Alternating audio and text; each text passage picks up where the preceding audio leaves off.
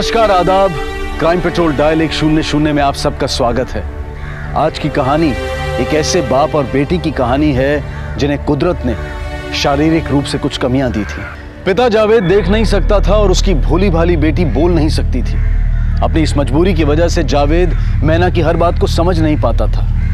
लेकिन क्या शारीरिक रूप से नॉर्मल माता पिता अपने बच्चे की हर बात को समझ लेते हैं? आज के इस बढ़ते अपराध के माहौल में जुर्म किसी भी वक्त हमारी तरफ बढ़ सकता है, हमें अपना शिकार बना सकता है, क्योंकि जुर्म करने वालों पर किसी की खूबी और खामी का कोई असर नहीं होता।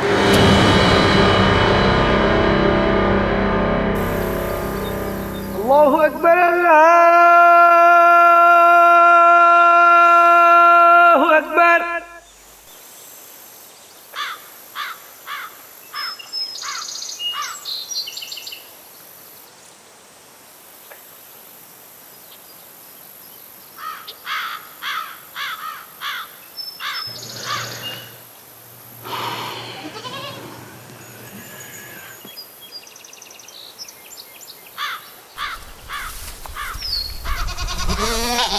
ना आ गई तू बेटा?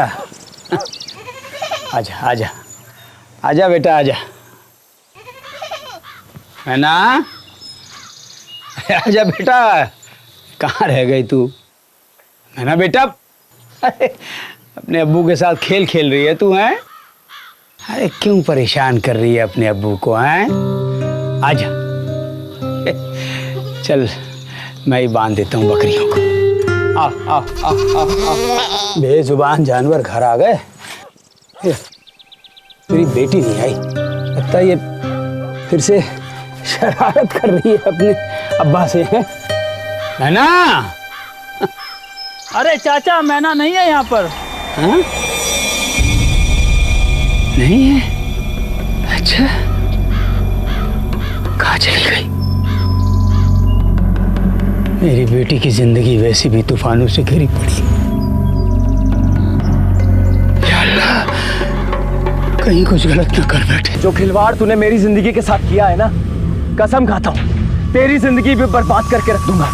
नहीं, मेरी बेटी इतनी कमजोर नहीं है, वैसा कुछ नहीं करेगी। मैं ढूंढूंगा उसको।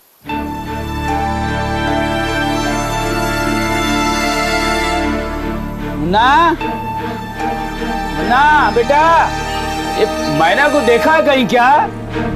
जुम्मन, क्या हुआ मामू? जुम्मन कहाँ है? वो तो सुबह से ही शहर गए हैं और बच्चे अभी आए नहीं हैं। मैना के साथ तो गए थे। खुद तो बिगड़ी है, मेरे बच्चों को भी बिगाड़ रही है। मुन्ना भी नहीं लौटा अभी तक। कुछ फिक्र सी होने लगी है मुझे। फिक्र मत करिए मामू, जाएंगे कहाँ? आ जाएंगे, यही होंगे कहीं। अच्छा, वालेकुम अस्सलाम। रफीक। अरे जावेद चाचा, सलाम वालेकुम। वालेकुम अस्सलाम। बेटा, वो मैना को कहीं देखा तुमने? नहीं तो क्यों, क्या हुआ? लौटी नहीं घर अभी तक। अरे आ जाएगी, होगी अपनी बकरियों के साथ कहीं। बेटा, बकरियां तो घर आ गई, मैना नहीं लौटी। अच्छा चाचा, आप यहीं रुको, हम बस दुकान बंद कर लेते हैं, फिर चलते हैं साथ में, ढूंढते हैं उसे। ठीक है। सुनिए, इधर आइए जरा। हाँ आया। चाचा आप 2 मिनट रुको, हम बस अभी आते हैं। बात क्या है बताओगी? चलो ना, ऐसा है ना, दूसरों के फटे में टांग अड़ाने की कोई जरूरत नहीं है। तुम कहीं नहीं जाओगे। जावेद चाचा हमारे अपने हैं, हमारे पड़ोसी हैं वो। लेकिन इतने बड़े गांव में पड़ोसी का फर्ज निभाने के लिए तुम ही नहीं हो, और भी बहुत पड़े। और तुम्हारी दोस्ती ना बहुत अच्छे से समझती हूँ, इसके लिए बोल रही हूँ, कहीं जाने की कोई जरूरत नहीं है। हर रिश्ते को एक तराजू में नहीं तोला जाता जमीला, और मैना की बात बिल्कुल अलग है, सबसे अलग। चलो चाचा। चाचा, जावेद चाचा। वालेकुम चाचा। वालेकुम सलाम। भैया जरा ध्यान रखो। जावेद भाई, कहाँ जा रहे हो?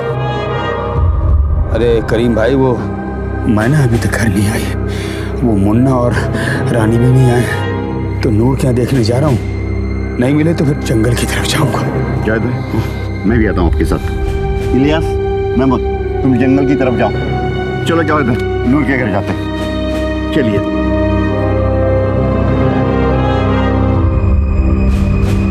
जावेद भाई, आ गया नूर का घर। शायद आपा। क्यों आए हैं आप लोग यहाँ पर? शमशाद आपा, मैना आई है यहाँ पे। मैना भला यहाँ क्यों आने लगी? ये घर तो चुभता है ना उसे, और फिर इतने दिन घर पर बिठा कर रखा तब ख्याल नहीं आया? शमशाद आपा, ताने मत मारो। जावेद भाई वैसे ही परेशान है, उनकी मैना अब तक घर नहीं लौटी है। तो मैं क्या करूं? मियाँ नूर कहाँ है? लो, अब नूर से क्या लेना देना? एक तो अपनी बेटी को घर गृहस्थी का सलीका सिखाया नहीं और मर दिया हमारे माथे पे। आपा इतना जहर मत उगलो, आप नूर को बुलाइए। नहीं है नूर घर पे, खेती के काम से बाहर गया है, और आप लोग भी चले जाइए, समझे?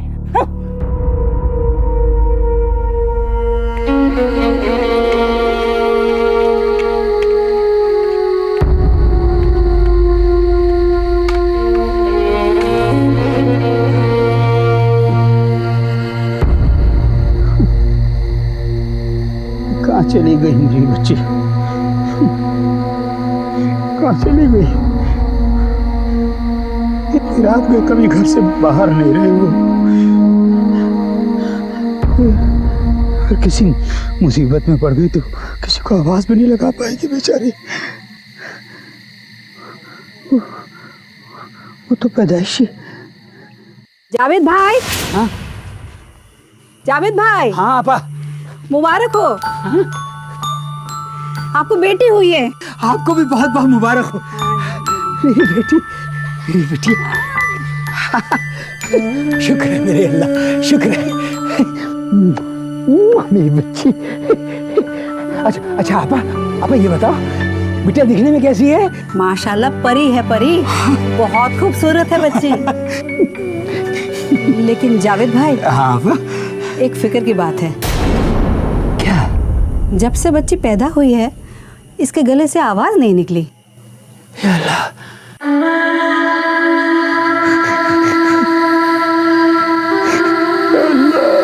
मेरी बेटी की हिफाजत करना।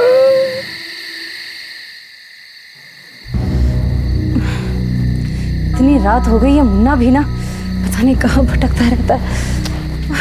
आपा, अरे शामत, देखना ये बच्चे पता नहीं सुबह से कहाँ गायब है। वैसे मुझे मुन्ना की फिक्र नहीं है, पर रानी तो भी छोटी है ना। आपा घबराइए मत, बच्चे ठीक होंगे। आज सुबह ही मैंने रानी को मैना के हाथों में देखा था। मेरा शक सही निकला, मेरी रानी को वो चुड़ैल ले गई है। और तुम कहते हो कि घबराओ नहीं, वो मुझसे मेरे बच्चे छीन कर ही दम लेगी। ऐसा कुछ नहीं आपा। रुखसाना आपा, आपकी लाडली मैना गायब हो गई है। आपने इस बेबस को सहारा ही नहीं दिया, बल्कि हर मुसीबत में मेरा साथ भी दिया। क्या करूं आपा? कभी इसकी आहट को समझ लेता हूँ और कभी नहीं समझ पाता हूँ। ये बेचारी बिन माँ की बच्ची और मैं अभागा बाप, न जाने क्या आजमाइश ले रहा है ये अल्लाह मेरी।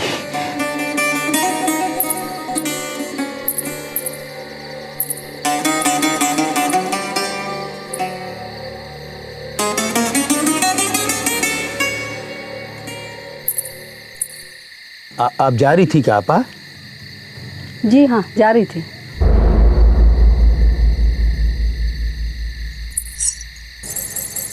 जावेद भाई, हाँ?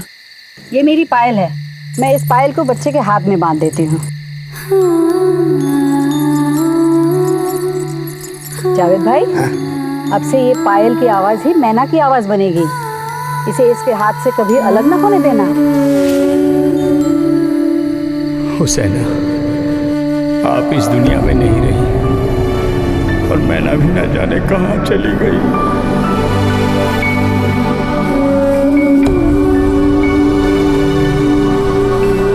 जावेद की जिंदगी में मैना के अलावा और कुछ नहीं था, और मैना की जिंदगी भी जावेद से जुड़ी हुई थी। लेकिन मैना के अचानक गायब हो जाने से जावेद की जिंदगी हिल सी गई थी। मैना के साथ साथ उसके पड़ोस के 2 बच्चे मुन्ना और रानी भी गायब थे। गांव के लोग भी उन्हें ढूंढने की कोशिश कर रहे थे। आखिर क्या हुआ था उनके साथ? क्या मैना और वो बच्चे साथ में किसी हादसे का शिकार हो गए थे? क्या कोई अनहोनी हो गई थी? पुलिस स्टेशन दूर होने की वजह से शिकायत अगले दिन दर्ज करवाई गई। मेरे बच्चों को ढूंढ दीजिए साहब, मैं नहीं रह पाऊंगी उनके बगैर। पता नहीं कहाँ होंगे। साहब, यही है वो बेटा जावेद जिसकी बेटी मैना मेरे बच्चों को ले गई। आसिफा, मेरी बच्ची ऐसा नहीं कर सकती है। चाचा मैंने खुद देखा है उन्हें साथ में। खुद का घर तो बसा नहीं पाई, दूसरों के घरों में आग लगाती फिरती है, बड़ी मजलूम बनती है। बेचारी क्या जादू कर रखा है मेरे बच्चों पर उसने। चुप हो जा, चुप हो जा, चुप हो जा। मैं तेरे लिए दूध ले आती हूँ, ठीक है?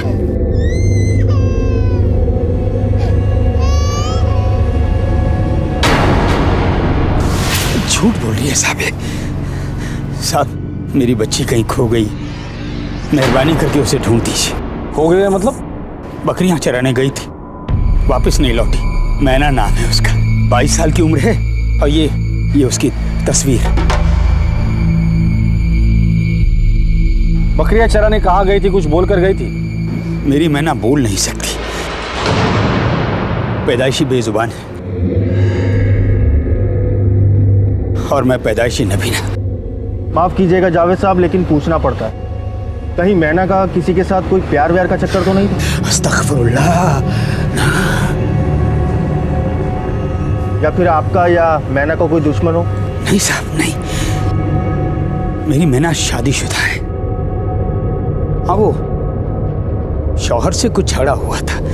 अब किस घर में मियाँ बीवी में कहा सुनी नहीं होती है, हो गया किसी बात पे झगड़ा। लेकिन हमारी दुश्मनी किसी से नहीं है साहब, बहुत सीधी है मेरी बच्ची। हाँ, खाक सीधी है, बच्चा ना होने की गोलियां खाती थी और अपने शौहर तक से छुपा रखा था। ये है जो गोलियां खाती है, इसकी वजह से बच्चा नहीं हो रहा है, इसकी वजह से मेरी जिंदगी बर्बाद हो गई है। इस बेइज्जती का बदला तो मैं लेके रहूंगा। तलाक हुआ था उसका? नहीं साहब, नादान है मेरी मैना, पता नहीं दिल में क्या छुपाए बैठी। सर, एक कहावत है, अंधे और गूंगे का कोई दुश्मन नहीं होता, लेकिन जुर्म करने वाले का कोई दोस्त भी नहीं होता। दास, 1 साल की बच्ची रानी, 10 साल का लड़का मुन्ना और 22 साल की बेजुबान शादीशुदा मैना, तीनों गायब है। आसिफा का इल्जाम मैना पर है कि उसने ही बच्चों को गायब किया है। सर, एक तरफ ये लड़की मैना मानसिक तौर पे परेशान है, तो हो सकता है ये गलत कदम उसी ने उठाया। दूसरी तरफ उसके पति नूर पर नाम और धोने के ताने लग रहे थे, तो वो भी ये काम कर सकता है। सर, एक पॉसिबिलिटी और है कि इन तीनों केस का आपस में कोई कनेक्शन ही ना हो। वो जो भी हो, फिलहाल तो ये 3 लोगों के मिसिंग का मामला बनता है। एक टीम तैयार करो इन 3 लोगों को ढूंढने के लिए, और गांव में जाके पूछताछ करो कि ये माजरा क्या है। Okay sir.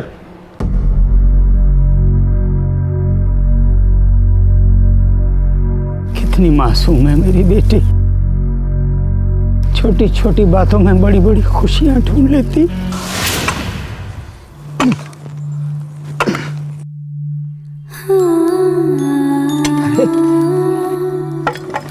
मैना बेटा,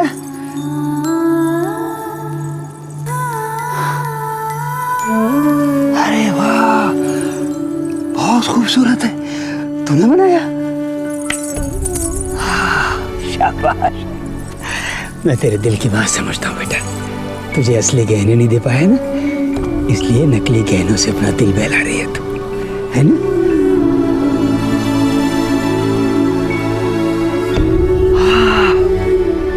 मैना अब्बू की दुनिया है, अब्बू मैना की दुनिया है।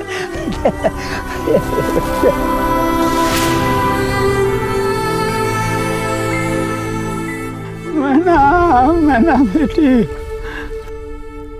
लौटा बेटी, जल्दी लौटा, कहाँ चली गई तू?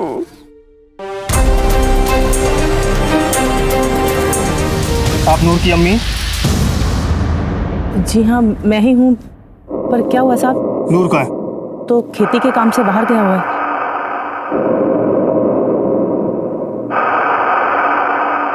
कब तक लौटेगा वो? 2 दिन में आ जाएगा। उसका मोबाइल नंबर दीजिए।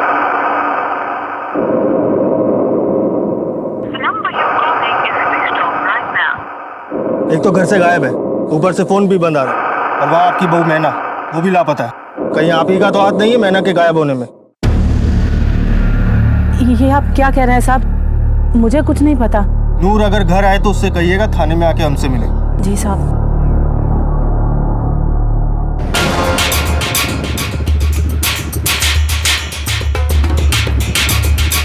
ये जो जावेद मियाँ है, उनकी बेटी मैना जो गायब हो चुकी है, उसका किसी के साथ कोई चक्कर वगैरह? हाँ साहब, मैना का रफीक दर्जी के साथ चक्कर था, अक्सर दोनों को साथ में देखा करता था। हाँ साहब, रफीक और मैना का बचपन से ही चक्कर था।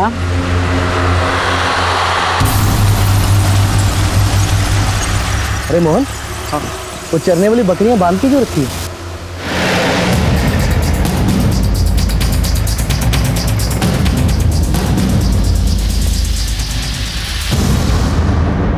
क्या हुआ साहब? बड़े चर्चे सुने हैं गांव में तेरे और मैना के। आखिरी बार कब मिला था उससे? ऐसा कुछ नहीं है साहब, मैं कल ही मिला था उससे। ये मैंने कल क्या सुना मैना, तुम बांझ होने के कलंक को सहती रही और अपने शौहर को नामर्द होने के ताने सुनते देखती रही। आखिर ऐसी क्या वजह थी मैना? बोलो मैना।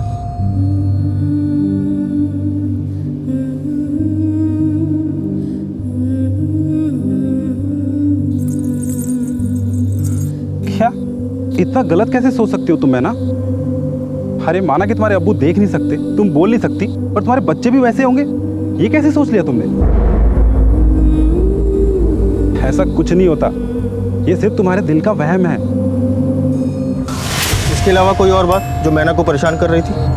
और कुछ खास तो नहीं साहब, लेकिन हाँ साहब, एक दिन मैं और मैना कहीं से लौट रहे थे तो अचानक जुम्मन सामने आ गया और मैना उसे देख के कुछ सहम सी गई थी।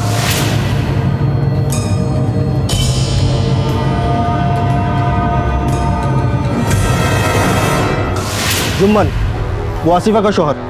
जी साहब। लेकिन उसको देख के क्यों डर रही थी वो? अब ये तो पता नहीं साहब, क्या बात होगी। ठीक है, लेकिन गांव छोड़कर हमसे पूछे बिना मत जाना। जी साहब। देख दो जाके। मोहन, ये पत्थर पे खून कैसा लगा?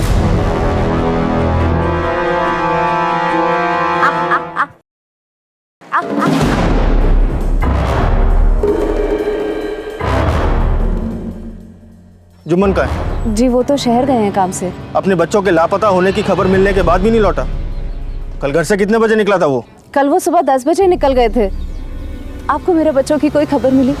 अभी तक नहीं, लेकिन जुम्मन अगर घर आए तो उसे कहिएगा थाने आके हमसे मिले। जी।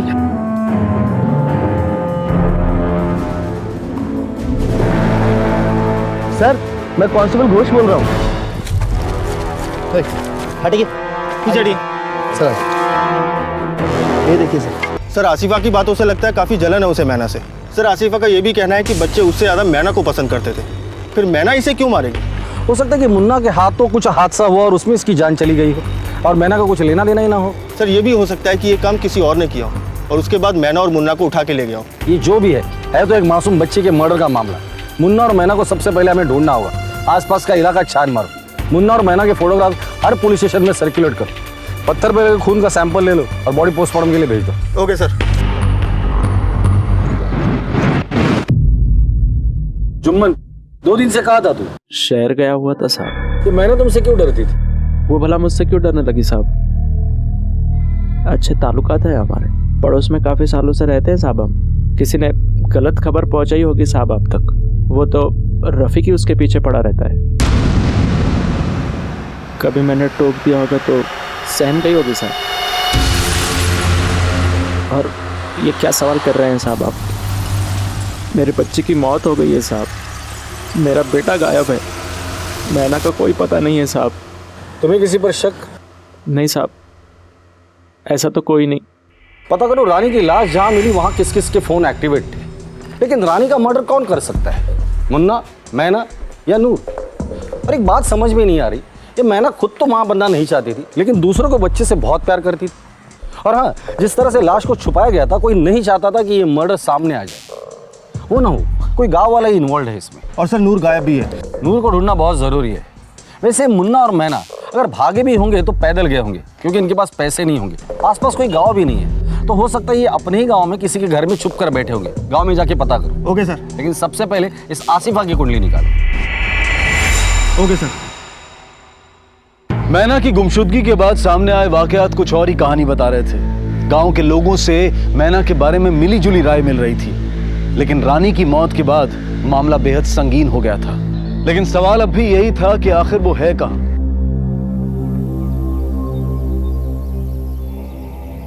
आखिर जिसका डर था वही हुआ ना। इस की गोगी बेटी ने मार डाला मेरी बेटी को। और मुन्ना को भी कहीं लेकर चली गई। आसिफा, ये कैसी बातें कर रही हो तुम? रानी को मेरी बेटी नहीं? नहीं, मेरी मैना कभी ऐसा नहीं कर सकती। नहीं कर सकती क्या मामू? कर गई। हमारे रानी को मार डाला, हमारे मुन्ना को लेकर भाग गई वो। देखो बेटा, तुम्हें कहीं गलतफहमी हुई। मैं ना ऐसा कभी नहीं कर सकती। चाचा मैं ना ऐसा नहीं कर सकती तो और कौन कर सकता है?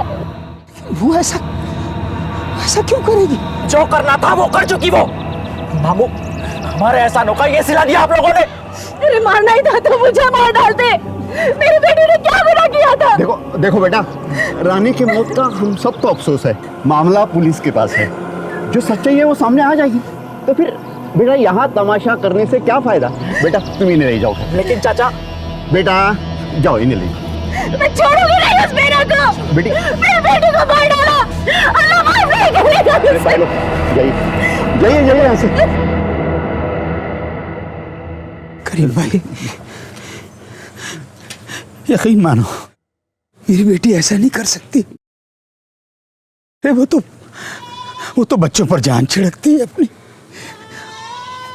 वो बच्चों को आसिफा के खिलाफ क्यों भड़काएगी?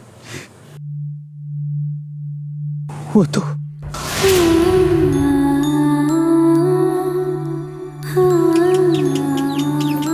मैंने अपा, आप ही मेरी अम्मी क्यों नहीं बनी?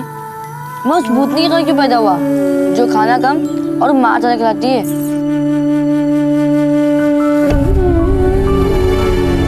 जमुना, मैना आपा क्या कह रही है? ऐसी बातें नहीं करते बेटा, आखिर वो तुम्हारी अम्मी है। यही तो रोना है नानू।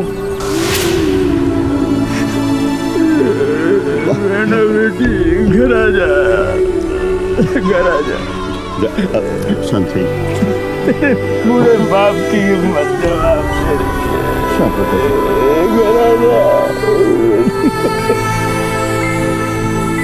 ठीक है सर, कांस्टेबल का फोन आया था। नूर का पता चल गया, वो मालदा में छुपा बैठा है। उठाकर लेकर आओ उसे। Okay sir. सुनिए तो साहब, मैंने कुछ नहीं। घर संसार तेरा रंगपुर में, मालदा में क्या कर रहा था फिर? मुन्नी और मैना कहाँ है? रानी को क्यों मारा तूने? साहब मुझे नहीं पता साहब, मुझे नहीं पता आप क्या पूछ रहे हैं। तो मालदा में क्यों छुपा था? लुका छुपी खेल रहा था हमारे साथ? साहब मेरी पहली बीवी को दूसरी शादी से बच्चा होने की वजह से सब मुझे नामर्द कहते थे। ये धप्पा मेरे लिए बोझ बन गया था साहब। मुझे किसी भी हाल में बच्चा चाहिए था साहब, पर मैना ये बात समझने को तैयार ही नहीं थी। और मैना तो खुद गर्भनिरोधक की गोलियां खाती थी साहब। तो मैं क्या करता? इसलिए तो मैना को जबरदस्ती अपने घर लेकर जाना चाहता था। उसने मना किया। गलती से तेरे हाथों रानी का खून हो गया, इसलिए तूने मुन्ना और मैना दोनों को रास्ते से हटा दिया। साहब आप क्या बोले जा रहे हैं? ऐसा कुछ भी नहीं है। झगड़े के बाद तू मैना को मिला था या नहीं? नहीं साहब।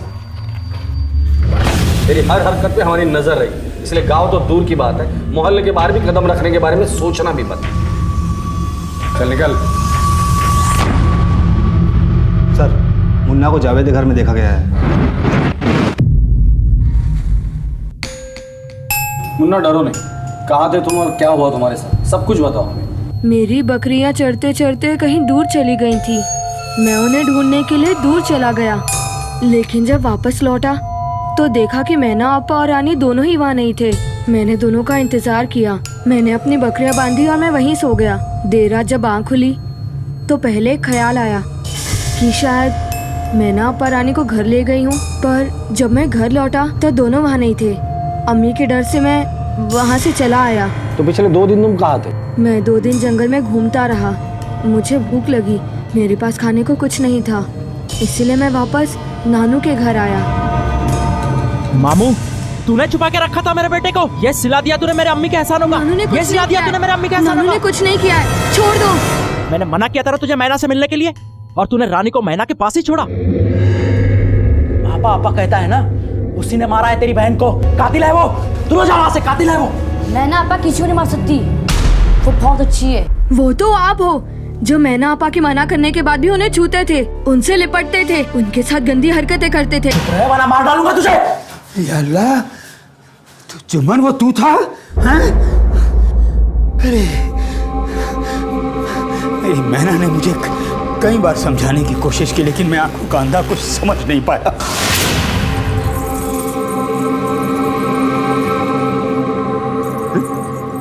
क्या तेरे पीछे? कौन? कौन है वहाँ? कौन है वहाँ? कौन है? मैना क्या हुआ? पापा मैना क्या हुआ? पापा हाँ लगता है मैंने के पीछे कोई पड़ा था। पापा क्या हुआ? क्या कहना चाह रही है मैना? कौन पड़ा इसके पीछे? उसने भाईजान किसी राह चलते ने छेड़ दिया, बच्ची डर गई है। बेटा तू डर मत, तू अब बड़ी हो रही है, ऐसी बातें तो होती रहेंगी, इसे मुकाबला करना सीख। मैना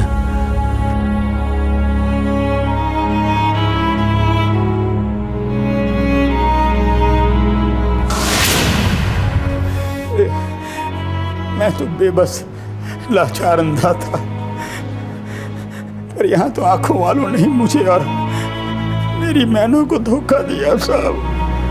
रुखसाना आपा भी अपनी औलाद के गुनाहों पर पर्दा डालती रही। अल्लाह तुझे कभी माफ नहीं करेगा, कभी माफ नहीं करेगा जुम्मन। दोज़ख की आंख में चलेगा तू। Child molestation. चल जुम्मन, इतने सारे खुलासों के बाद तो तेरी खातिरदारी बनती है। लेके चलो से। सर मैंने कुछ नहीं किया।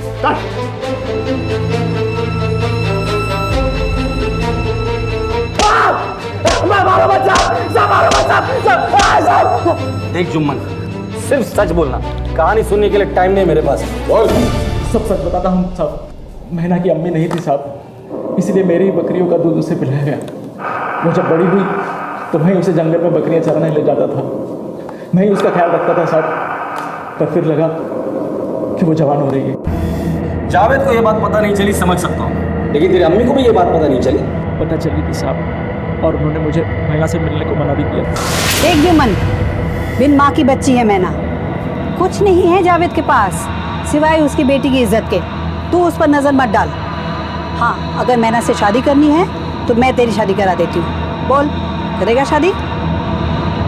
ठीक है, तो आइंदा अगर मैना की तरफ नजर भी उठाई तो मैं खुद तुझे पुलिस के पास दे दूंगी। अम्मी के मना करने के बाद मैंने नैना को देखा तक नहीं साहब। अच्छा, तूने कही और हमें मान ली। देख जुम्मन, सच बोल। नहीं साहब, सच कह। उसके बाद मैं गांव-गांव जाकर बकरियां खरीदने और बेचने का कारोबार करने लगा साहब। अब्बा के इंतकाल के बाद मैं घर गृहस्थी में फंस गया साहब। सच साहब, मैंने उसके अलावा और कुछ नहीं किया साहब, सच में। मैंने क्या किया साहब? माना कि तुमने कुछ नहीं किया, लेकिन ऐसा कैसे हो सकता है कि जुम्मन की बुरी नज़र मैना पर थी और तुम्हें इस बात का अंदाज़ा भी नहीं था? जुम्मन की कुटाई के बाद कुछ बातों का खुलासा हो चुका है। अब ऐसा ना हो कि तुम्हारी भी। हाँ साहब, मेरे पति और मैना के बीच संबंध थे। उनका संबंध इतना गहरा हो चुका था कि एक बार तो वो पेट से भी रह चुकी थी।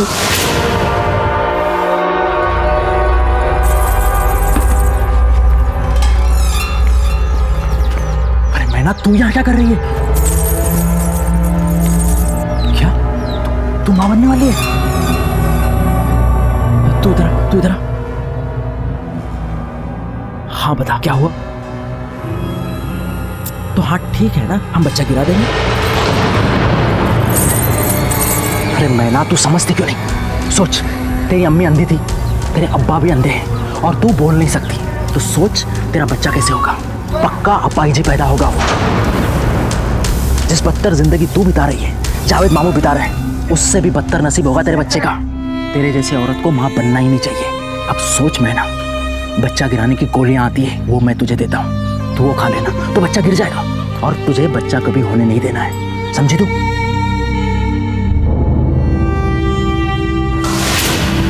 मैंने उनकी सारी बातें सुन ली थी। मैं जुम्मन से झगड़ा करने जा ही रही थी कि मेरे भाई शामत ने आकर मुझे रोक लिया और समझाया कि शामत हट जा, हट जा। शांत हो जाओ। मेरी बात सुनो, हर बार लड़ाई करने से कोई फायदा नहीं है।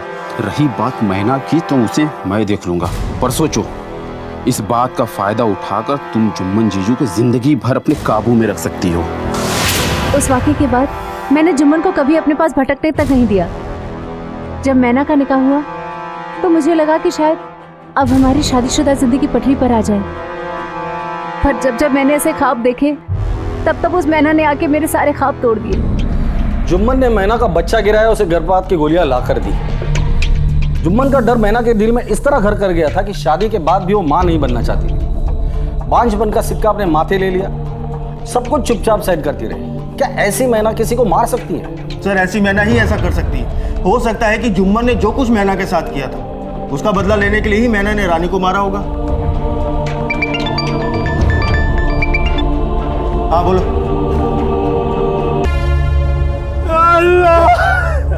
संभालिए अपने आप को। अरिंदम, रानी की लाश हमें नदी के पास मिली और मैना की लाश यहाँ आसपास जितने भी चरवाहे आने जाने वाले लोग हैं, इन्हें नूर, शमद, रफीक और जुम्मन, इन चारों की तस्वीरें दिखाओ और पता करो कि उस दिन ये लोग यहाँ आए थे कि नहीं। इस जुम्मन के बारे में पता करो, शहर कितने बजे गया था और किस किस से मिला था, और इन चारों के डीएनए भी मैच करवा दो। अब तो सारे सबूत हाथ में लेकर ही बात करते हैं। Okay sir.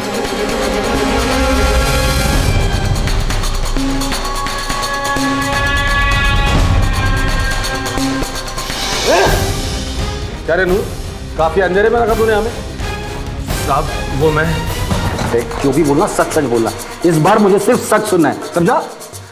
साहब सब गांव में तमाशा करने के बाद मुझे पछतावा हुआ, तो मैंने सोचा कि मैं मैना से खुद जाकर बात करूंगा। पर साहब मैंने उसे बहुत ढूंढा, वो कहीं नहीं मिली और मैं वापस आ गया। तूने कहा और हमने मान लिया, और अगर ऐसी ही बात थी तो तूने हमें पहले क्यों नहीं बताया? सर मैं डर गया था कि सारा इल्जाम मुझ पे आ जाएगा।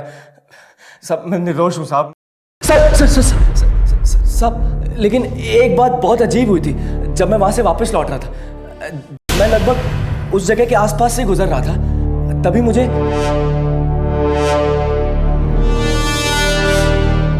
अब साहब जब मैना ही नहीं रही तो हो सकता है कि शामत ही कातिल हो।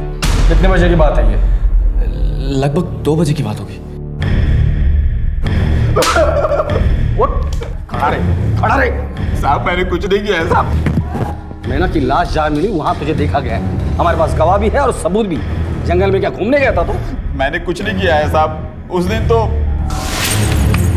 अच्छा, तो तू रानी को लेकर यहाँ बैठी है और वहाँ मेरी आपा का बुरा हाल है। कितनी बार कहा है मैंने तुझसे कि मेरे जीजा जी से दूर रह, वरना बहुत बुरा होगा, समझी? अरे ये धौंस कहीं और जाके दिखाना। मेरे भोले भाले जीजा जी को जो तूने फांस रखा है ना, उनसे दूर रह। और मैं रानी को लेकर जा रहा हूँ अभी।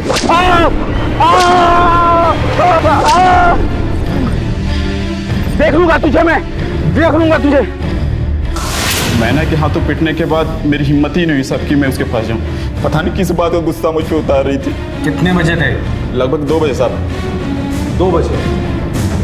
हाँ साहब, सुबह मैना से मिलने के बाद मैं पूरे दिन शादी के कपड़ों की तैयारी में लगा हुआ था।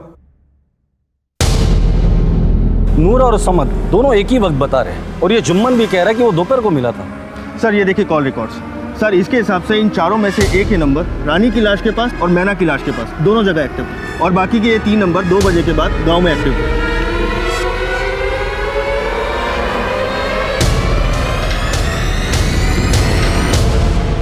रानी की लाश जहाँ मिली थी और मैना की लाश जहाँ मिली थी, कॉल रिकॉर्ड के हिसाब से तेरे मोबाइल की लोकेशन उस दिन उस वक्त वहीं पर थी। उस एरिया के चरवाहे ने तेरी फोटो पहचान ली।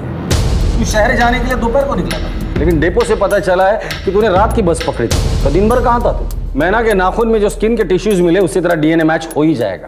अब तो तू बुरी तरह से फंस चुका है। अब तू सच बोलेगा या सच बुलवाने का इंतजाम मैं करूँ? हाँ मैंने मारा है उन दोनों को, मगर इसमें मेरी कोई गलती नहीं थी, ये उसकी नादानी थी।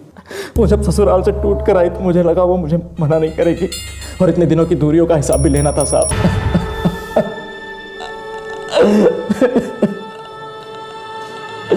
मेरे ही हाथों मेरी बेटी मर गई साहब। तब होश आया, हवस से ज्यादा पकड़े जाने का डर दिल पर छा गया साहब। ना तो अच्छा बाप बन सका, ना पड़ोसी, ना इंसान। शर्म आनी चाहिए तुझे।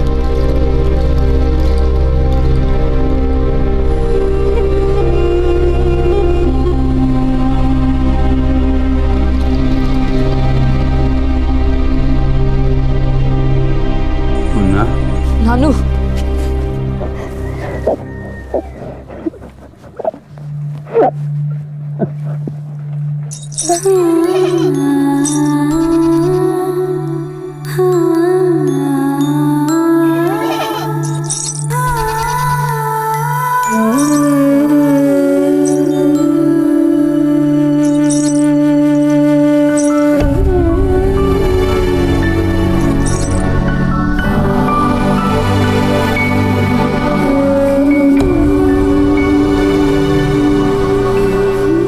जावेद के घर की रौनक थी मैना, लेकिन जुम्मन के हाथों में वो खिलौना बनकर रह गई। जुम्मन ने ना सिर्फ उसका शारीरिक शोषण किया, बल्कि उसकी सोच में अपने होने वाली औलाद के लिए गलतफहमी पैदा कर दी। वरना मैना अपने पति के साथ खुशी से निभा कर सकती थी। मैना की मौत का जिम्मेदार सिर्फ जुम्मन नहीं है, बल्कि रुखसाना आपा भी है, जिन्होंने हमेशा जुम्मन की काली करतूतों पर पर्दा डाला ताकि रिश्ते ना बिगड़े। किसी के लिए सारी दुनिया में खुशियां बिछी होती हैं और किसी के लिए खुशियां उसकी अपनी मुट्ठी में होती हैं, और यही हाल था जावेद का।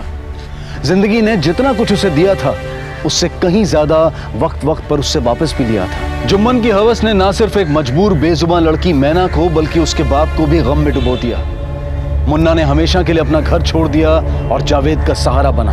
बदकिस्मती से जावेद मैना की बातें समझ नहीं पाया, लेकिन ये बेहद जरूरी है कि हम अपने बच्चों की हर बात को समझने की पूरी कोशिश करें और उनके साथ होने वाले वाकयात को वक्त रहते सुलझाएं।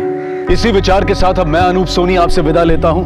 फिर मुलाकात होगी अगले एपिसोड में एक और चौंका देने वाले केस के साथ। तब तक अपना और अपने परिवार का ख्याल रखें और देखते रहें क्राइम पेट्रोल डायल 100। सबक एक को सीख हम सबको। जय हिंद। नमस्कार, आदाब। क्राइम पेट्रोल डायल 100 में आप सबका स्वागत है।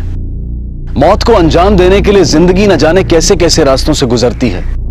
तथ्यों यानी फैक्ट्स की कितनी ही तहों के नीचे अपराध की सच्चाई छिपी रहती है।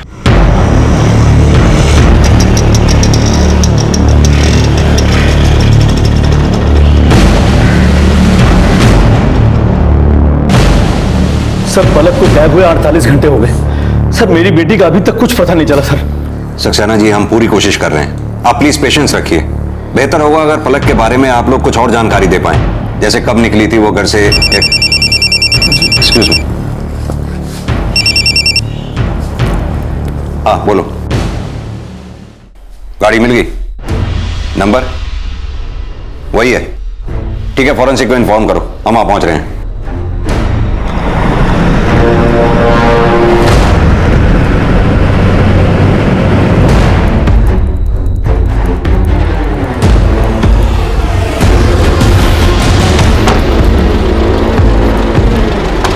सर, गाड़ी के अंदर खून के निशान है और पूरी गाड़ी। ये मेरी बेटी की गाड़ी है। एक मिनट और या? सर ये सब क्या हो रहा है? सर, मेरी बेटी पलक कहाँ है? आपकी बेटी से किसी की कोई रंजिश, कोई झगड़ा? नहीं सर, उसका किसी से कोई झगड़ा नहीं, कोई रंजिश नहीं। हर रोज की तरह उस दिन भी वो घर ही आ रही थी। उसका फोन भी आया था। वो गाड़ी में अकेली थी साहब। तो फिर उसके पास पिस्तौल कहां से आई? पिस्तौल? नहीं साहब, उसके पास कोई पिस्तौल नहीं था। हमें पलक की गाड़ी से बुलेट का एम्प्टी शेल मिला है। लेकिन सर, उसके पास कोई पिस्तौल नहीं है। देखिए सक्सेना जी, या तो आप जानते नहीं हैं या आप अनजान बनने की कोशिश कर रहे हैं। आलम, सक्सेना जी का डीएनए के लिए ब्लड टेस्ट करवाओ। सर। आलम, फॉरेंसिक रिपोर्ट के मुताबिक गाड़ी से जो हमें खून के धब्बे मिले हैं वो किन्हीं दो लोगों के हैं, जिनमें से एक AB पॉजिटिव है और दूसरा B पॉजिटिव। और एक बात पता चली है कि ये AB पॉजिटिव वाला इंसान HIV पॉजिटिव भी है। हाँ सर, लेकिन पलक का ब्लड ग्रुप O पॉजिटिव है, तो पक्का ये उसका खून तो नहीं हो सकता। और इन सब बातों से ये तो कंफर्म है कि गाड़ी में कम से कम 3 लोग थे। 2 वो जिनके खून के धब्बे में गाड़ी में मिले, और तीसरी पलक जिसकी गाड़ी थी और जो भी मिसिंग है। पलक का मिसिंग होना और गाड़ी से इन 2 लोगों के खून के धब्बों का मिलना, इन दोनों के बीच की कड़ी ये HIV पेशेंट हो सकता है। चूंकि ये बीमारी कॉमन नहीं है, इसलिए इसके बारे में पता लगाना आसान है। एक काम करो, आसपास के क्लिनिक्स में HIV पेशेंट्स के बारे में पता करो, हो सकता है वो पेशेंट इनमें से ही कोई एक हो। सर, और एक बात, पलक के पिता राजेंद्र के घर पे भी सर्वेलेंस बढ़ा दो। पलक की गाड़ी से खून के धब्बे का मिलना और उसका गायब होना जरूर कुछ ऐसा है इस लड़की की जिंदगी में जो अलग से चल रहा है। चल चल।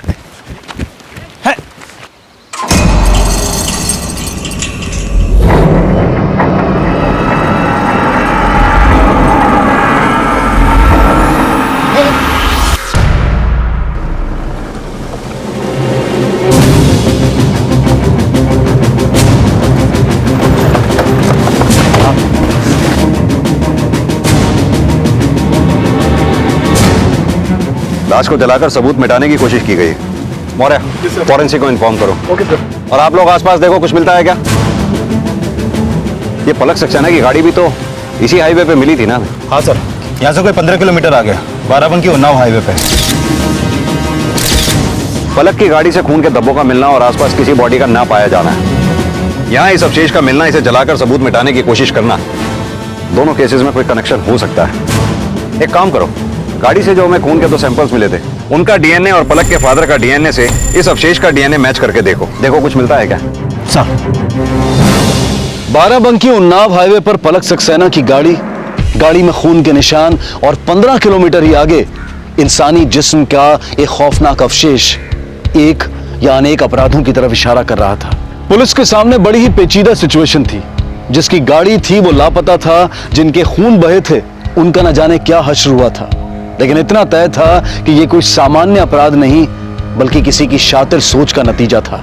हमारे हाईवेज हमारी मंजिल को आसान बनाते हैं, लेकिन बाराबंकी उन्नाव हाईवे पुलिस के लिए परेशानी का सबब बनने वाला था। सर, खेत में जो हमें जली हुई हड्डी मिली थी उसका डीएनए रिपोर्ट। क्या लिखा है इसमें? सर, गाड़ी में जो 2 ब्लड सैंपल हमें मिले थे उनमें से एक के डीएनए से इस हड्डी का डीएनए मैच करता है। डीएनए ही नहीं, बीमारी भी मिलती है। यानी कि जिसकी हड्डी मिली है वो HIV पेशेंट था, और गाड़ी से जो हमें 2 ब्लड सैंपल्स मिले थे उसमें से ये AB पॉजिटिव वाला भी HIV पेशेंट था। इसमें यह भी लिखा है कि हत्या शायद गोली मारकर की गई और बाद में उसको जला दिया गया। यानी कि हत्यारा मृतक को जानता था, इसीलिए सुराग मिटा रहा था। उसे लगा होगा कि अगर बॉडी हमारे हाथ लग गई तो हम अपराधी तक पहुंच ही जाएंगे। आलम, फॉरेंसिक की नजर से एक हड्डी का मिलना एक बॉडी के मिलने से कम नहीं है। अब यह हमारे ऊपर है कि हम उस जानकारी का करते क्या है। खैर, वो जो भी हो, अब हमारे हाथों से बचेगा नहीं। सर, आपका इशारा पलक की तरफ तो नहीं? अभी तक मिसिंग है वो। नहीं आलम, इस केस में सिर्फ पलक ही नहीं, कुछ और लोग भी शामिल हैं। सर ये अपना खबरी है बाराबंकी नया बाजार से, कुछ खबर लाया है। बोलो। सर, उधर प्रॉपर्टी डीलर है नया बाजार में, 4 दिनों से गायब है। तो इसमें खबर क्या है? किसी काम से गया होगा? नहीं साहब, उसके अपने बंदे ऑफिस के लोग उसे ढूंढ रहे हैं। पुलिस कंप्लेंट नहीं की उन्होंने? नहीं सर, इसलिए तो शक हुआ, तभी तो आप लोगों को बताने आया। क्या नाम है उसका? मनोहर गुप्ता। वैसे उसे मोंटी बुलाते हैं साहब। उम्र 26-27 साल। उधर नया बाजार में उसका घर है, उधर फैमिली के साथ रहता है। सर, डीएनए रिपोर्ट के मुताबिक इस B पॉजिटिव और AB पॉजिटिव वाले दोनों लोग की उम्र भी 20 से 27 साल के बीच की है। नहीं मेरा बच्चा, चुप हो जा, चुप हो जा। हमको नहीं पीना चाय, इसको संभालो। अरे चाय तो पी लो, अनशन करने से कुछ नहीं होगा, वो आ ही जाएगा। हर दूसरे दिन तो गायब हो जाता है मोंटी। लेकिन 4 दिन हो गए उसको यहाँ से गए हुए, ना कोई फोन, ना कोई खोज, ना खबर। हमेशा तो जाता था, कभी कानपुर, कभी लखनऊ, पर खबर तो करते थे। लेकिन इस बार तो उनका,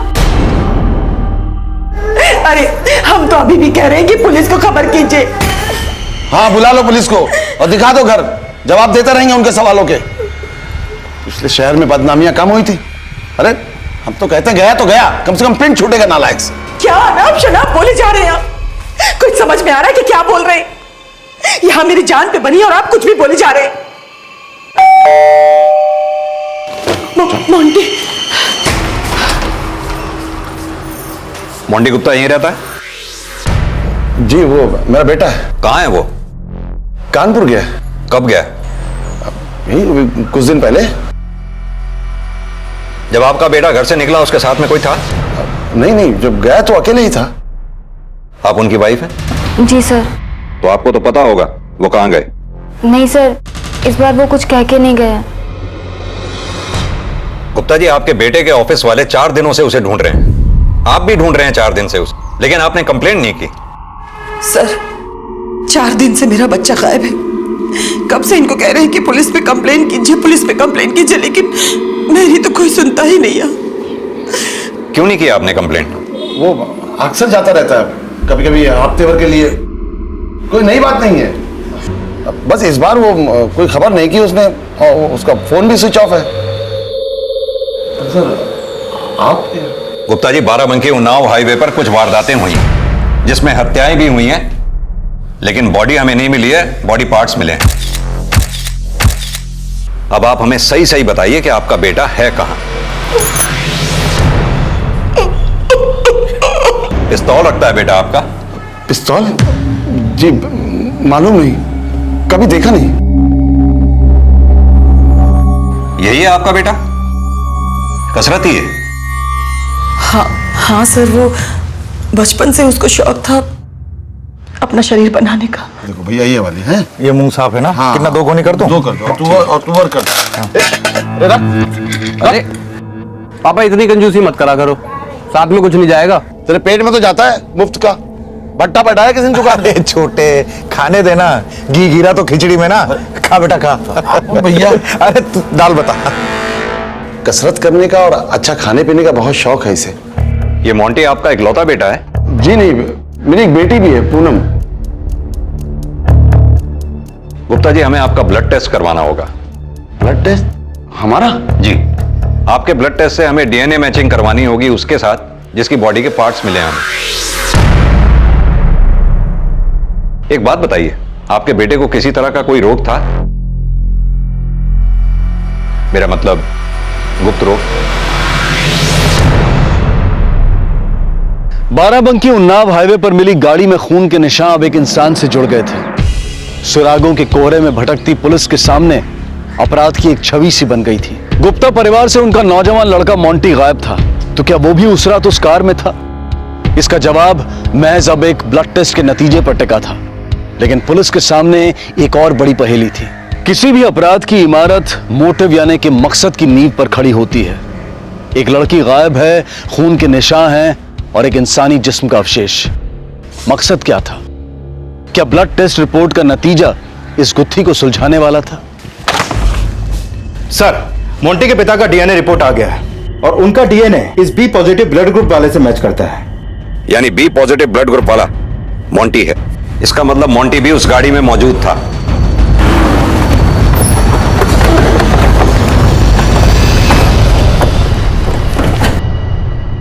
गुप्ता जी, जो हमें अवशेष मिले थे वो आपके बेटे मोंटी के नहीं है।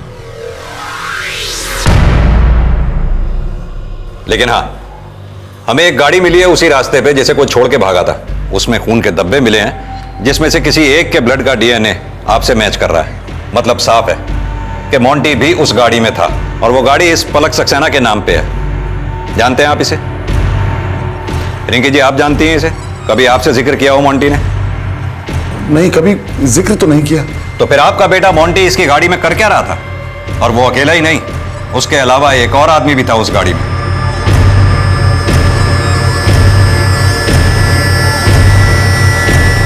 क्या पता सर? सर, इस गाड़ी वाली लड़की का अब तक कुछ पता नहीं चला और अब तो ऐसा लगता है कि सुभाष गुप्ता का बेटा भी गायब है। आखिर चल क्या रहा है इसके बेटे की लाइफ में? नहीं सर, मेरी पलक किसी मोंटी को नहीं जानती थी। वैसे वो हर बात इन्हें जरूर बता देती थी। कुछ भी नहीं छुपाते थे हमसे वो। बच्चे आजकल क्या छुपाते हैं, क्या बताते हैं, किसी को क्या मालूम। सर, आप लोग हिम्मत मत हारिए, हम पलक को ढूंढने की पूरी कोशिश कर रहे हैं। जैसे ही कुछ पता चलेगा हम आपको इन्फॉर्म करेंगे। सर, ये पलक और मोंटी के कॉल रिकॉर्ड्स। इस कॉल रिकॉर्ड के मुताबिक जिस दिन वारदात हुई, इन दोनों की फोन लोकेशन एक ही एरिया में थी। हो सकता है कि ये दोनों भी उस दिन उसी गाड़ी में मौजूद हों। पर सर, कॉल रिकॉर्ड के मुताबिक पिछले 3 महीनों से इन दोनों के बीच में कोई भी बातचीत नहीं हुई है। यानी कि वो तीसरा ब्लड सैंपल AB पॉजिटिव जो हमें गाड़ी में मिला था, हो सकता है वही इन दोनों के बीच की कड़ी हो। पर सर, अभी तो ये मोंटी और पलक दोनों गायब हैं। आलम, ये भी तो हो सकता है कि गाड़ी में मोंटी की उस तीसरे आदमी के साथ लड़ाई हुई हो। मोंटी ने उसको गोली मारी और बाद में उसे खेत में जलाकर मोंटी वहां से निकल गया हो। पर सर, गाड़ी में पलक भी तो थी, तो हो सकता है कि उसको भी मोंटी ने मार दिया हो। लेकिन यह भी तो हो सकता है कि मोंटी ने पलक को ना मारा हो। पलक मोंटी और उस तीसरे आदमी के झगड़े के दौरान मौका पाकर वहां से निकल गई हो और अब डर के मारे कहीं छुपी बैठी हो। पहले आप लोगों ने बोला मर गए हैं वो, और अब आप बोल रहे हैं हत्या की है उन्होंने किसी की। क्या बोल रहे हैं आप लोग? देखिए, शांत हो जाइए। केस की छानबीन चल रही है और पुलिस का काम है अनुमान लगाना। पर सर, छानबीन कब तक चलेगी और भैया का पता कब चलेगा? जब तक आप लोग खुल के सारी बातें हमें नहीं बता देते। गुप्ता जी, क्या छुपा रहे हैं आप हमसे? कुछ भी तो नहीं छुपा रहे हैं सर, सब कुछ तो बता दिया आपको। आपसे हम दोबारा पूछ रहे हैं, आपका बेटा मोंटी पिस्टल रखता था? क्योंकि हमें जो गाड़ी मिली थी उसमें फायरिंग हुई थी और उसी में आपके बेटे मोंटी के खून के धब्बे भी हमें मिले हैं। मैं पहले ही आपको बता चुका हूं कि हम नहीं जानते कि वो पिस्तौल रखता था या नहीं। देखिए सर, मैं हाथ जोड़ता हूं आपके, हम पहले से ही बहुत परेशान हैं, हमें और परेशान मत कीजिए।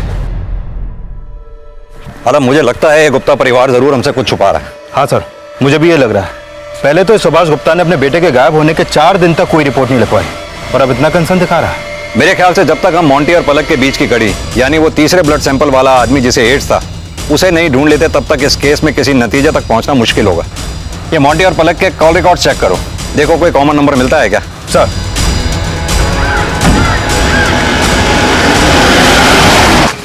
सर मैंने पलक और मोंटी दोनों के कॉल रिकॉर्ड चेक किए पर कोई भी कॉमन नंबर इन दोनों के बीच में नहीं मिला। मोंटी लास्ट टाइम ऑफिस के लिए निकला था, उसके ऑफिस और आसपास के एरिया में पूछताछ करो, शायद कुछ पता चले। Sir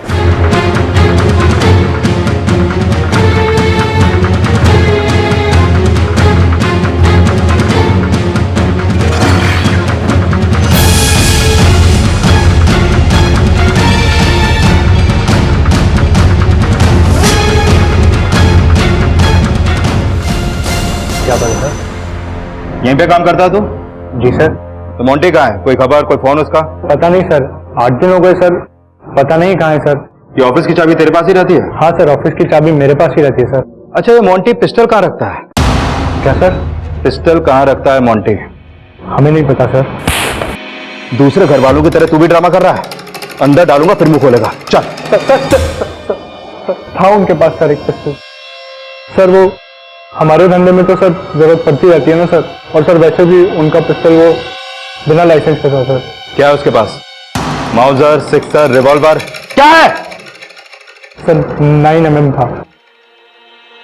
9mm? और क्या पता बोल? सर बस सर। और बोल!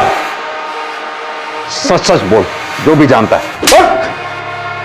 सर भैया जी जब लखनऊ से आए थे तो पिस्टल साथ लेके आए थे। लखनऊ से? हाँ सर, वो कुछ 6 महीने पहले आए थे और सब बताने को भी मना किया। लखनऊ से यहाँ क्यों आए थे? पता नहीं साहब, बसा बसाया सालों पुराना कारोबार था सर वहाँ, पता नहीं वो छोड़ के यहाँ क्यों आ गए। ठीक है, हमसे पूछे बगैर ये शहर छोड़कर जाइयो मत कहीं। और हाँ, अगर तेरे भैया जी का फोन तुझे आए तो हमें इन्फॉर्म जरूर करियो। जी सर। ये गुप्ता फैमिली जितना हमें बता रही है उससे कहीं ज्यादा ये हमसे छुपा रही है। इतनी बड़ी बात पचा गई है। एक काम करो, लखनऊ जाकर जरा ये गुप्ता फैमिली का हिसाब किताब पता करो। सर।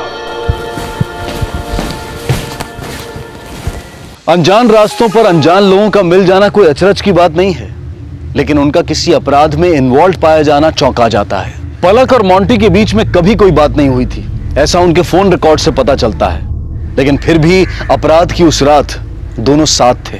पुलिस ने पलक का बैकग्राउंड चेक कर लिया था, लेकिन उन्हें वहां कोई संदिग्ध बात नजर नहीं आई थी, इसलिए पुलिस अब मोंटी की जिंदगी को खंगालने में जुट गई थी। उन्हें पूरा यकीन था कि इस अपराध के पीछे का सिलसिला और मकसद वहीं कहीं है।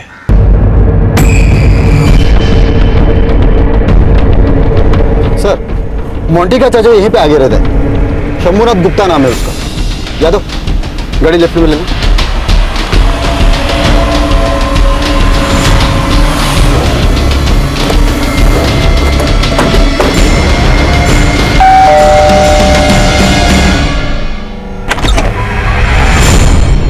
जी, सुभाष गुप्ता के बड़े भाई है ना? जी। पहले आप दोनों भाई साथ में रहते थे ना यहाँ पर? जी जी। फिर अचानक चले क्यों गए वो यहाँ से? देखिए सच सच बताइएगा, वरना थाने ले जाकर पूछताछ करनी पड़ेगी आपसे। हम भला झूठ क्यों बोलेंगे? वो छोटे की बहुत बदनामी हो रही थी बहू के कारण। सुभाष! सुभाष! हाँ भैया। छोटे देख, ये क्या आया मोबाइल में? बहू की कैसी तस्वीर आई है? अरे क्या गुप्ता जी, दुकान छोड़ के क्या नया धंधा शुरू कर दिया? बहू को भी लगा दिया लाइन पे?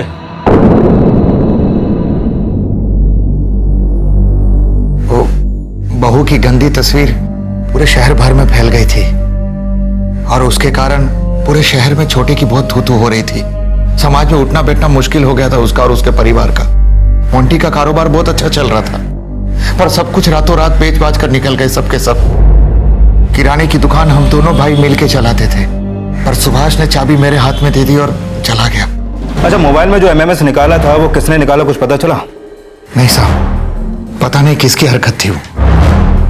और कौन कौन रहता है आपके साथ यहाँ पर? अभी तो हम पति पत्नी रहते हैं। एक बेटा है राजेश, वो दिल्ली से सिविल की तैयारी कर रहा है। बाराबंकी की पुलिस मोंटी के चाचा शंभूनाथ गुप्ता से मिलने के बाद जब घर के बाहर पहुंची तो पता चला कि मोबाइल पर फैलाई गई मोंटी की बीवी की अश्लील तस्वीरें दरअसल अविनाश नाम के एक लड़के ने अपलोड की थी। सुनिए, ये सुभाष गुप्ता यहीं पे रहते थे ना? हाँ साहब, यहीं रहते थे, पर साहब वो तो सबके सब फरार है। क्या है ना साहब, उनकी बहू की तस्वीरें ना मोबाइल में आ गई थी। जी नहीं साहब, उसका तो लफड़ा चल रहा था। अरे वो क्या नाम था उस लौंडे का? अविनाश। हाँ अविनाश, उसका मोंटी के साथ पहले से ही कुछ झगड़ा चल रहा था साहब। अविनाश ने तो बदला लिया है साहब। उसने पता नहीं मोंटी की बीवी की तस्वीर कैसे निकाल ली। अरे वो क्या बोलते अपना, वो कंप्यूटर से निकाल ली होगी। नहीं जी, ओरिजिनल थी सर, एकदम असली थी सर। अच्छा किया यहाँ से भाग गए साहब, किसी को मुंह दिखाने लायक नहीं रहे। मोंटी का बस चलता तो उसकी औरत और उस लौंडे अविनाश का दोनों का कत्ल कर देता साहब वो। ठीक है।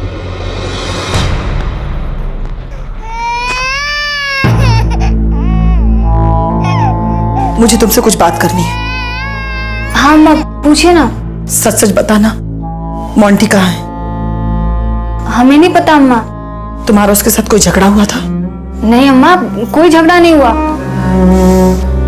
हम जानते हैं लखनऊ की उस घटना के बाद आप लोगों ने हमें घर से तो नहीं निकाला, पर अपनाया भी तो नहीं।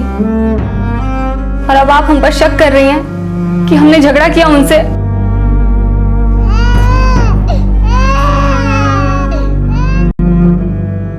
जिस नंबर से एमएमएस आया था उसके बारे में कोई इन्फॉर्मेशन मिली? नहीं सर, हमने पता करने की कोशिश की तो पता चला कि वो नंबर किसी फेक आईडी से लिया गया था और वो नंबर सिर्फ एक ही बार इस्तेमाल हुआ था। अविनाश के घर चलते हैं। अब अविनाश ही बताएगा कि उसने ऐसा क्यों किया।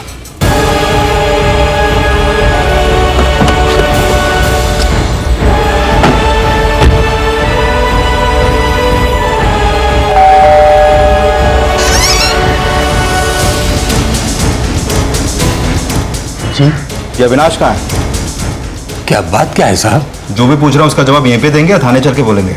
ये आप ऐसे क्यों बोल रहे हैं साहब? 8-10 दिन हुए हैं, वो लखनऊ में नहीं है अविनाश।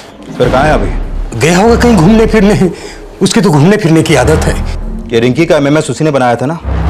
नहीं साहब, हमारा बेटा ऐसी ऊंची हरकत नहीं कर सकता।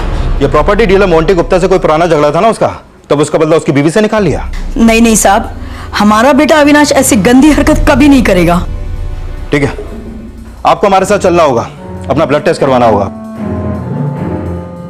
और हाँ, आपके बेटे को कोई गुप्त रोग है, मतलब HIV? नहीं साहब, हमारा बेटा बिल्कुल तंदुरुस्त है। और आप ये ब्लड टेस्ट की क्या बात कर रहे हैं? थाने चलिए, आपके सारे जवाब मिल जाएंगे। चलिए। फोरेंसिक जांच और मेडिकल रिपोर्ट से यह बात साफ हो गई थी कि खेत में मिली पैर की हड्डी अविनाश की थी और साथ ही यह भी साबित हो गया था कि अविनाश ही HIV से ग्रसित था। हालांकि उसके परिवार को उसकी इस बीमारी के बारे में कोई खबर नहीं थी। मामला गहरा था, पेचीदगियां बढ़ती जा रही थी, तर्क बहुत थे, लेकिन सबूत और सुराग आपस में मिल नहीं रहे थे। और सबसे बड़ी पहेली यह थी कि पलक सक्सेना का इस पूरे मामले से क्या रिश्ता था। ये कौन व्यक्ति था जिसने पलक को अगवा किया था और उसे लगातार टॉर्चर कर रहा था, और क्या संबंध था इस आदमी का मोंटी और अविनाश से। शातिर अपराधी का मकसद उलझने पैदा करना और सवालों के रास्ते पर पुलिस को गुमराह करना होता है, लेकिन अपराध छुपता नहीं, अपराधी बचता नहीं, और सवालों के जवाब भी देर सवेर मिल ही जाते हैं। मुझे लगता है उस दिन मोंटी का अविनाश के साथ गाड़ी में झगड़ा हुआ। मोंटी ने अविनाश पे गोली चलाई और बाद में उसकी लाश को जलाकर फरार हो गया। तो सर फिर इस पलक सक्सेना का इस वारदात और इन लोगों से क्या कनेक्शन हो सकता है? क्योंकि कॉल रिकॉर्ड के मुताबिक पलक ने ना तो मोंटी और अविनाश से कभी बातचीत की और ना ही इन लोगों ने एक दूसरे को कभी मैसेज भेजे। लेकिन सर चौंकाने वाली बात यह है कि इन तीनों के कॉल रिकॉर्ड के मुताबिक ये तीनों ही उस दिन उसी गाड़ी में मौजूद थे। या तो ये हत्या मोंटी ने अकेले की थी या फिर इस हत्या में मोंटी के साथ पलक सक्सेना भी शामिल थी।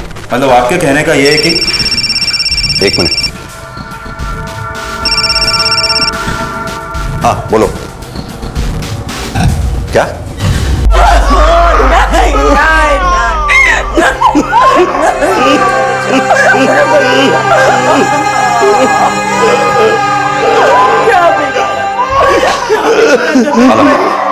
डीएनए मैच होने के बाद एक बात तो कंफर्म है कि वो लाश मोंटी की ही है। अब बची पलक। या तो ये हत्या पलक ने की है या फिर किसी से करवाई है। आखिर ये पलक है कहां? ये सब हमारी गलती का ही नतीजा। हमें आपको सब कुछ पहले ही बता देना चाहिए था। क्या बता देना चाहिए था? लखनऊ में एक कांड हुआ था जिसकी वजह से हम लोग लखनऊ से यहाँ बाराबंकी आ गए थे।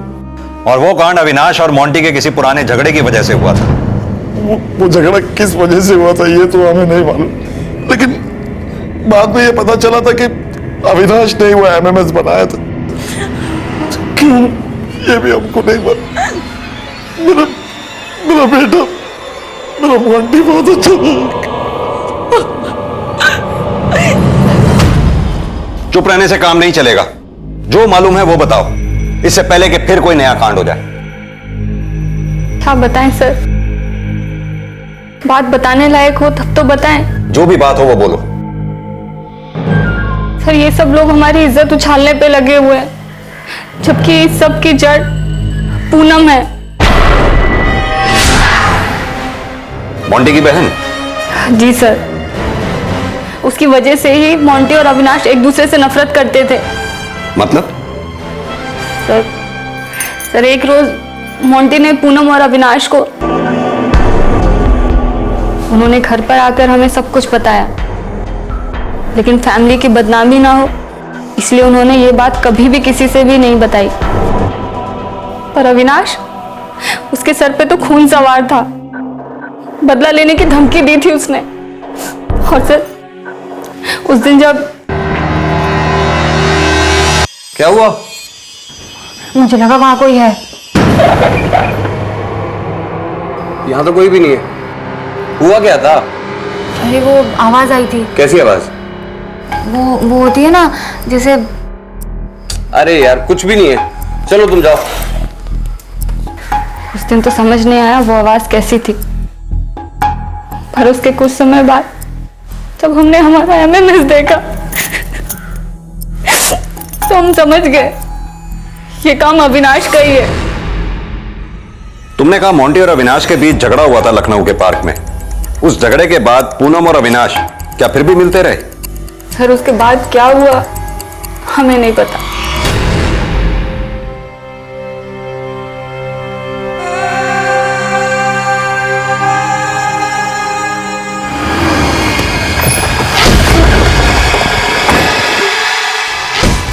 गुप्ता जी, हमें आपकी बेटी पूनम से कुछ सवाल करने हैं। अविनाश से क्या संबंध था तुम्हारा? सर बस दोस्ती थी। मोंटी ने तुम्हें और अविनाश को लखनऊ के किसी पार्क में रंगे हाथों पकड़ा था? किसने कहा आपसे ये? रिंकी भाभी ने। क्यों, ये बात सच नहीं है?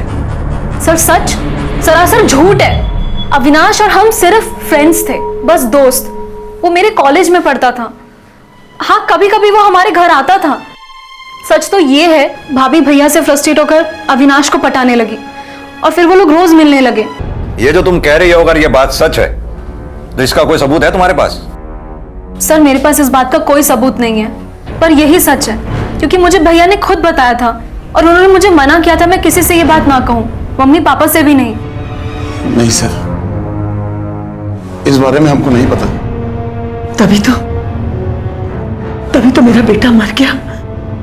क्या क्या सह रहा था वो घुट घुट के रह रहा था, घुट घुट के रह रहा था वो, घुट घुट के। एक बात बताइए, क्या आप लोगों ने अविनाश को इधर बाराबंकी में देखा था? कभी नहीं देखा उसको। सर आपको क्या लगता है ये लोग जो बोल रहे हैं वो सब सच है? हो सकता है ये सब लोग एक दूसरे पर बेबुनियाद आरोप लगा रहे हैं। पर क्यों करेंगे वो ऐसा? हो सकता है इनकी बातों में भी कुछ सच्चाई हो, लेकिन इस वक्त मैं कुछ और सोच रहा हूं आलम। क्या सर? अविनाश और मोंटी दोनों मर चुके हैं। अगर अविनाश को मोंटी ने मारा तो फिर मोंटी को किसने मारा? और उससे भी बड़ा सवाल यह कि वो लड़की पलक इन दोनों के बीच में कर क्या रही है? सर अविनाश, पूनम और रिंकी का कॉल रिकॉर्ड के हिसाब से पिछले 6 महीनों में इन तीनों के बीच में आपस में कोई भी कांटेक्ट नहीं हुआ। लेकिन सर ये देखिए, लखनऊ में रहने के दौरान मोंटी की बहन पूनम और अविनाश के बीच काफी बातचीत होती थी, लगभग रोज, घंटों तक। झूठ है सब झूठ है अम्मा। चक्कर तो इसका चल रहा था अविनाश के साथ। वो बस हमारा दोस्त था, बस दोस्त। कोई संबंध, कोई अफेयर नहीं था हमारा उसके साथ। और अम्मा झूठ तो भाभी बोल रही हैं अपनी करतूत में पर्दा डालने के लिए। अम्मा हम अपने बच्चे टिंकू की कसम खा के कहते हैं हमारा कोई संबंध नहीं था किसी के साथ।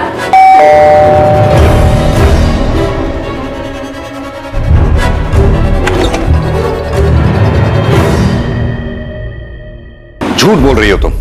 अपनी भाभी पे लगाया हुआ तुम्हारा इल्जाम बिल्कुल झूठा है। सर हम झूठ नहीं बोल रहे हैं। आवाज नीचे। हमारे पास और भी बहुत से तरीके हैं सच उगलवाने के, और सच तो यह है कि मोंटी को तुम्हारे और अविनाश के संबंधों को लेकर आपत्ति थी, इसलिए तुमने अविनाश के साथ मिलकर मोंटी के कत्ल का प्लान बनाया जो कि फेल हो गया, और बाद में मोंटी को उसको भी मारकर जला दिया। हालांकि यह काम तुम्हारे अकेले के बस का नहीं था, इसलिए तुम्हारे साथ तीसरा भी जरूर कोई था।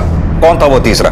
और ये पलक कहां है? हम किसी पलक को नहीं जानते और हमारा अविनाश का कोई संबंध नहीं था, भाभी का था, सिर्फ भाभी का। हमने कुछ नहीं किया सर। सर एक बात समझ में नहीं आ रही, मोंटी और अविनाश दोनों दुश्मन थे, तो फिर ये दोनों एक साथ उस गाड़ी में कैसे पहुंच गए और क्यों? हो सकता है किसी ने मीटिंग तय की हो। पर सर मोंटी के कॉल रिकॉर्ड में ऐसा कुछ सामने नहीं आया। लेकिन यह भी तो हो सकता है पर्सनली आमने सामने बात की गई हो। पर सर जिस दिन वारदात हुई अविनाश उसी दिन बाराबंकी पहुंचा था, तो हो सकता है कि उस तीसरे आदमी को अविनाश ने अपने फोन से ही कांटेक्ट किया हो। एक काम करो आलम, इस अविनाश के फोन कॉल रिकॉर्ड्स दोबारा से चेक करो, पता करो वारदात से 2-3 रोज पहले इसने किस किस से बात की थी। Sir Devpur highway check post से एक आदमी आया है, उसके पास कुछ खबर है। बुलाओ उसे। सर अभी कुछ देर पहले मैं उन्नो बाराबंकी हाईवे से जा रहा था।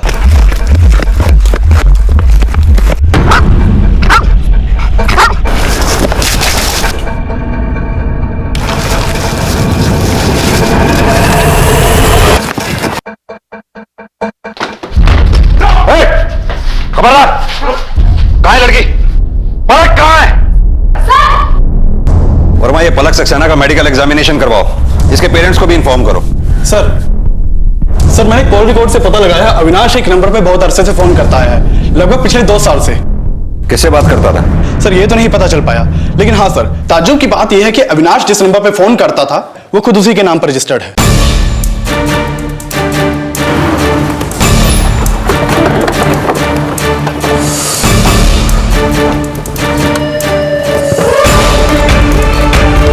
सर ये देखिए वही नंबर है।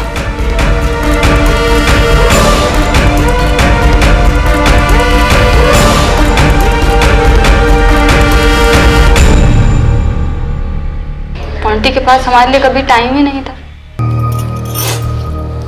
अविनाश पूनम को छोड़ने कभी कभी आता था। कॉलेज में साथ पढ़ते थे दोनों, और इसी दौरान हमारी जान पहचान हो गई। हाँ, लखनऊ में भी घर के बाहर हम लोग मिलते थे।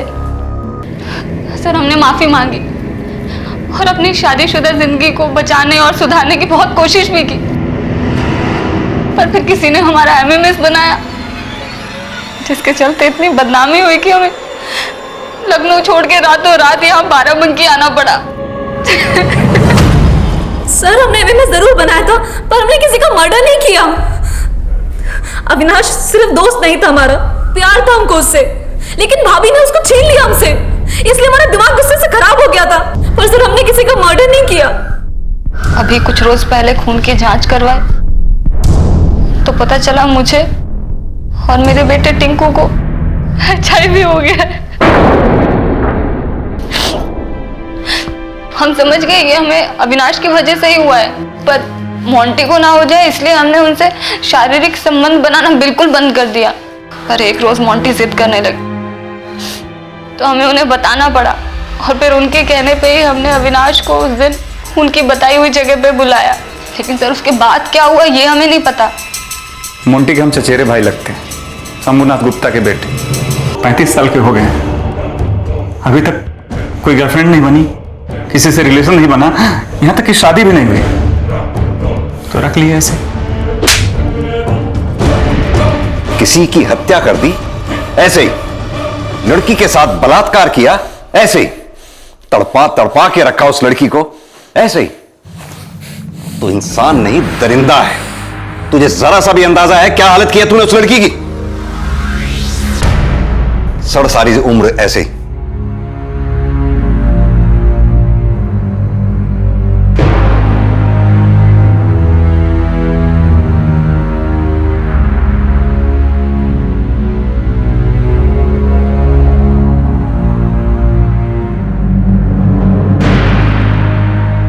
रिंकी गुप्ता को हत्या और हत्या की साजिश के लिए हिरासत में लिया गया है। जिंदगी के ज़हीन मसले अपराध के रास्तों पर चलकर नहीं सुलझाए जा सकते, बातों को छुपाकर या गुप्त रखने से मसले खुद ब खुद हल नहीं हो जाया करते। किसी ने सही कहा है कि झूठ और रहस्य आत्मा पर एक ऐसे कैंसर की तरह से होता है जो हर अच्छाई को खा जाता है और अपने पीछे छोड़ जाता है सिर्फ तबाही। इसी विचार के साथ अब मैं अनूप सोनी आपसे विदा लेता हूं। फिर मुलाकात होगी अगले एपिसोड में एक और चौंका देने वाले केस के साथ। तब तक अपना और अपने परिवार का ख्याल रखें और देखते रहें क्राइम पेट्रोल डायल 100। सबक एक को सीख हम सबको। जय हिंद। इस तरह के और भी एपिसोड देखने के लिए हमारे चैनल को सब्सक्राइब करें और बेल आइकन दबाना ना भूलें।